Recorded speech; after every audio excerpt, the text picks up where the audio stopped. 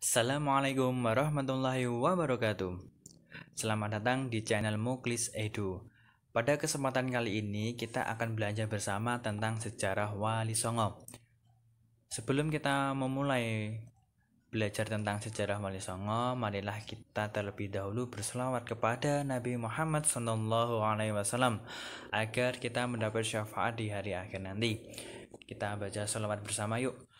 Sallallahu ala Muhammad sallallahu alaihi wasallam. Sallallahu ala Muhammad sallallahu alaihi wasallam. Sallallahu ala Muhammad sallallahu alaihi wasallam. Alhamdulillahirabbil alamin. Semoga dengan kita berselawat tadi kita mendapat syafaat oleh Nabi Muhammad SAW. Penyebaran agama Islam di Jawa tidak terlepas dari tokoh-tokoh ulama yang telah beragama Islam. Tokoh-tokoh ulama tersebut dikenal dengan sebutan Wali Songo. Wali Songo merupakan sekelompok penyiar agama Islam di Jawa yang berjumlah 9 orang yang tergabung dalam Dewan Dakwah untuk menyebarkan agama Islam ke masyarakat luas, dan setiap ada wali yang meninggal maka akan diganti oleh wali yang lain. Wali Songo sendiri mulai masuk ke Jawa sekitar abad 14 Masehi. Asal-usul Wali Songo ada dari berbagai tempat, di antaranya Wali Songo yang berasal dari Samarkand seperti Sunan Gresik. Kemudian ada juga yang dari Campa seperti Sunan Ampel. Ada juga yang dari Jawa yaitu Sunan Kalijogo. Tokoh-tokoh Wali Songo yang terkenal di masyarakat antara lain yang pertama Sunan Gresik atau Maulana Malik Ibrahim yang berdakwah di daerah Gresik, Jawa Timur. Yang kedua ada Sunan Ampel atau Raden Rahmat yang melakukan dakwahnya di Ampel, Surabaya. Yang ketiga ada Sunan Giri atau Raden Paku yang melakukan dakwah di daerah Gresik, Jawa Timur. Yang keempat ada Sunan Bonang atau Ma'dum Ibrahim yang merupakan anak dari Sunan Ampel. Yang kelima ada Sunan Derajat atau Raden Kosim yang merupakan anak dari Sunan Ampel. Yang keenam ada Sunan Kalijogo atau Raden Said. Sunan Kalijogo melakukan dakwahnya di daerah Demak, Jawa Tengah.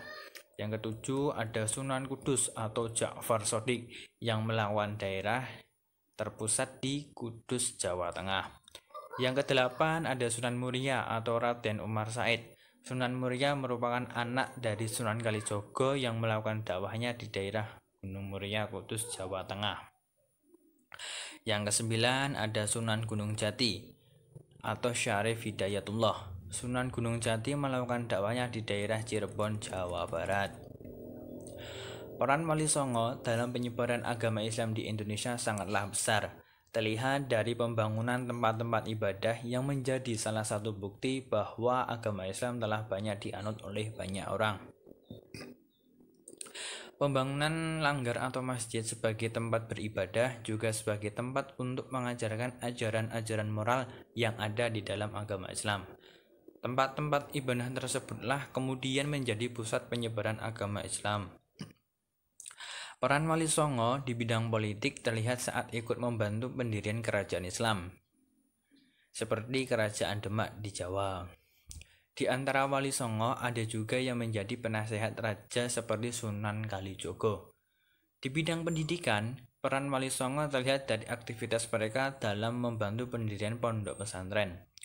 Pesantren digunakan untuk tempat mendidik para kader agar paham terhadap agama Islam yang kemudian disebar ke berbagai wilayah untuk menyebarkan agama Islam.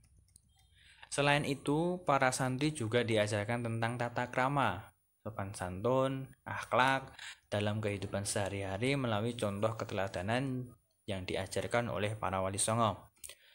Dakwah melalui kesenian juga dilakukan oleh para Wali Songo dalam menyampaikan ajaran agama Islam. Wali Songo melakukan akulturasi budaya lokal sehingga masyarakat mudah menerima, seperti Sunan Kalijogo yang membuat cerita-cerita dalam wayang untuk dimasukkan ajaran agama Islam. Dalam melakukan dakwahnya perlu dilakukan cara agar masyarakat bisa menerima ajaran Islam, sehingga masyarakat mau menerima ajaran Islam yang diajarkan oleh Wali Songo. Cara berdakwah Wali Songo antara lain yang pertama, ceramah. Wali Songo melakukan ceramah kepada masyarakat dari setiap orang ke orang yang lain dengan bahasa yang sederhana, sopan, dan baik. Tanya jawab atau diskusi. Apabila para wali ditanya mengenai masalah atau ketidaktahuan terhadap sesuatu, maka para wali akan menjawab dengan jawaban yang mudah dipahami sehingga tidak membingungkan masyarakat yang belum tahu tentang agama Islam. Selanjutnya, membimbing.